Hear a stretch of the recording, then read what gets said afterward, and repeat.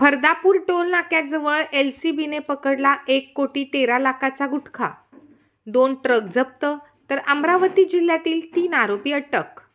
अमरावतीवरून मुंबईकडे मोठ्या प्रमाणात राज्यात प्रतिबंधित असलेल्या गुटख्याची वाहतूक केली जात असल्याची गोपनीय माहिती बुलढाणा स्थानिक शाखेला मिळाली होती.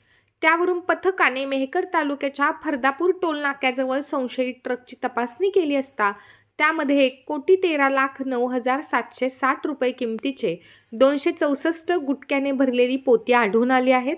पोलिसांनी दोन्ही ट्रकसह एकूण 1,43,00,000 रुपयांचा मुद्देमाल जप्त करत अमरावती जिल्ह्यातील तिघांवर विविध कलमान्वये गुन्हा दाखल करून त्यांना अटक केली आहे.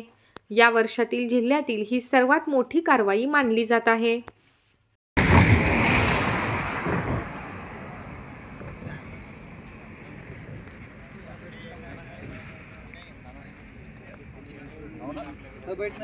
खाना खाने